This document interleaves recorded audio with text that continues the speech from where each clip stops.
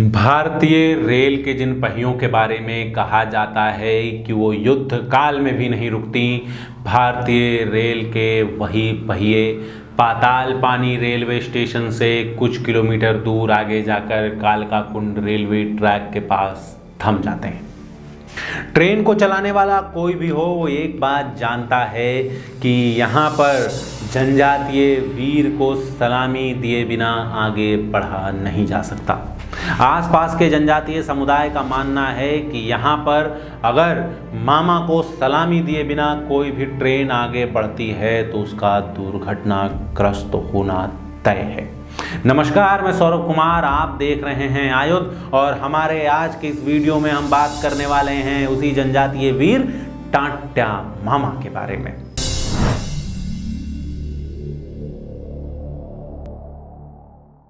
निमाड़ के जंगलों में दूर कहीं किसी सुदूर एक झोपड़ी में बच्चे के रोने की आवाज आ रही है। बच्चे का अभी अभी जन्म हुआ है। बच्चे को पहली बार उसके पिता के हाथों में रखा जाता है और पिता उस बच्चे का नाम तांत्या रखता है। तांत्या का मतलब होता है झगड़ा। उस पिता ने उसी दिन तय कर लिया था कि उसका बेटा झगड़ा करेगा। उसका बेटा भील समुदाय की माताओं बहनों के साथ हो रहे अपमान का बदला लेगा, उनके साथ हो रहे शोषण का बदला लेगा। ये वो समय था जब वर्षों से सालों से निमाड़ में बारिश नहीं हुई थी। हर तरफ सूखा पड़ा था। फसल अपनी जगह पर पड़े पड़े सूख गए थे। पशुओं को भी पीने के लिए पानी नहीं मिल पा रहा था। ऐसे में जब जनजातीय समुदाय के बंधु दाने दाने को तरस रहे थे, तब साहूकार अपने नाम पर ब्याज वसूल कर रहे थे। अनाज के दानों के लिए भील समुदाय का शोषण किया जा रहा था। कहते हैं कि एक चुटकी नमक के लिए माताओं और बहनों की इज्जत का सौदा किया जा रहा था। एक तरफ थे सूदखोर और दूसरी तरफ अंग्रेजी सरकार, जो जनजातीय समुदाय से उनके ही जंगल धीरे धीरे छीन रही थी। ऐसे में तांत्या मामा ने भील समुदाय के युवकों को अपने साथ जोड़ना शुरू किया। तांत्या उन्हें वीरों की गाथाएं सुनाया करते थे। तांत्या उन्हें अपने पूर्वजों का गौरवशाली इतिहास बताया करते थे।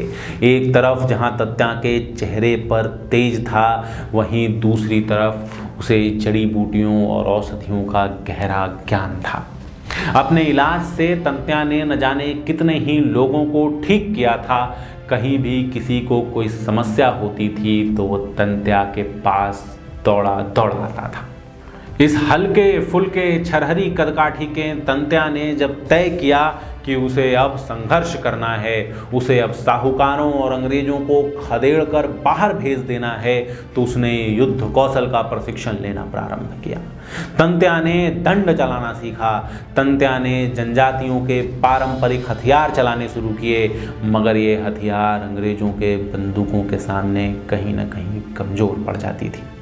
ऐसे में तांत्या को साथ मिला टांट्या टोपे का।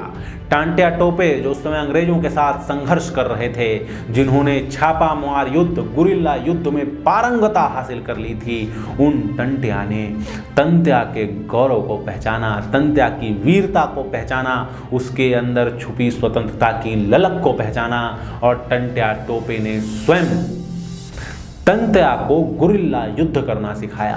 तांत्या को सिखाया कि कैसे माँ जंगल का उपयोग करके एक छोटी सी सेना के साथ अंग्रेजों को नाको चने चबवाया जा सकता है। तांत्या ने एक छोटे से भील समुदाय के युवकों के साथ एक सेना की शुरुआत की।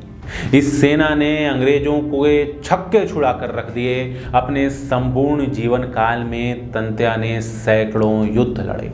सैकड़ों बार अंग्रेजों को मुंह की खानी पड़ी। वो धूल चाट कर वापस चले गए।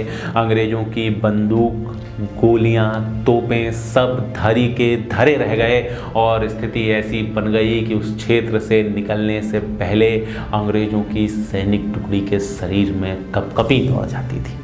उन्हें पता तक नहीं चलता था कि कब कहां किस कोने से तांत्या की सेना निकलेगी और वो अपने पैरों को सर पे रखकर भागने के लिए विवश हो जाएंगे। जिस तंत्या को सैकड़ों की अंग्रेजी सेना नहीं पकड़ पाई, वो तंत्या आखिर में पकड़ा गया तो अपने ही समाज के एक धोखेबाज के कारण। तंत्या के पीछे जासूसी की गई, तंत्या को धोखा दिया गया और जब तंत्या आराम कर रहे थे उस समय अंग्रेजों तक सूचना पहुंचा दी गई। जब ये बात जनजाति समुदाय के लोगों के बीच में पहुंची तो लोगों ने मानने से इनकार कर दिया, क्योंकि इससे पहले भी दर्जनों बार यह अफवाह फैल चुकी थी कि टंट्या को पकड़ लिया गया है। कई बार तो यह अफवाह टंट्या जानबूझकर फैलाते थे ताकि उनके दुश्मन कमजोर पड़ जाएं, ताकि उन्हें अपना अगला चाल चलने की आज़ादी मिल जाए, ताकि दुश्मन भ्रम में हों और उस समय उनके ऊपर हमला किया जाए। जनजाति समुदाय के लोगों का मानना था कि टंट्या के गले में स्वयं देवता का दिया हुआ ताबीज पड़ा है। इस ताबीज को जब तक टंट्या ने धारण कर रखा है तब तक कोई उनका बाल भी बांका नहीं कर सकता। लोगों का मानना था कि टंट्या कम से कम 12 बरस तक निमाड़ पर राज करेंगे। लेकिन जनजातीय समुदाय का यह वीर एक धोखे के कारण अंग्रेजों के द्वारा पकड़ लिया गया। 4 दिसंबर को टंट्या मामा की लाश कालका कुंड रेलवे ट्रैक के बगल में पड़ी हुई मिली। जनजाति समुदाय के लोगों ने उसी स्थान पर टंट्या मामा की समाधि बनाई और आज भी भारतीय रेल की कोई ट्रेन वहां पर गुजरती हुई टंट्या मामा को सलामी दिए बिना आगे नहीं बढ़ती। वह जनजातीय समुदाय के रॉबिन हुड टंट्या मामा को अपना पूरा का पूरा सम्मान देती है। जहां एक तरफ जनजातीय समुदाय टंट्या मामा को ईश्वर की तरह पूजते हैं, देवता की तरह पूजते हैं, वहीं दूसरी तरफ इन टंट्या मामा को भारत सरकार से कुछ मिला तो बस और बस उपेक्षा। डायरेक्टर मुकेश चौकसी ने टंट्या टोपे के जीवन पर फिल्म बनाने की ठानी, लेकिन उन्हें भारत में टंट्या मामा के जीवन का कोई भी ऐतिहासिक डॉक्यूमेंट तक नहीं मिल पाया। उन्हें टंट्या मामा के जीवन के बारे में जानकारी जुटाने के लिए ब्रिटिश लाइब्रेरी जाना पड़ा। तब जाके कहीं टंट्या मामा का जीवन, टंट्या मामा की शौर्य गाथा, उनकी वीर गाथा हम सबके सामने आ पाई। सरकार की इस उपेक्षा के शिकार रहे टंट्या मामा को अब जाकर उनका वास्तविक गौरव मिलने वाला है। मध्य प्रदेश की शिवराज सरकार ने यह तय किया है कि इंदौर में 50 करोड़ की लागत से बन रहे बस स्टैंड और कालका कुंड रेलवे स्टेशन का नाम टंट्या मामा के नाम पर रखा जाएगा, उस जनजातीय वीर के नाम पर रखा जाएगा जिसे देखकर अंग्रेजों के छक्के छूट जाते थे।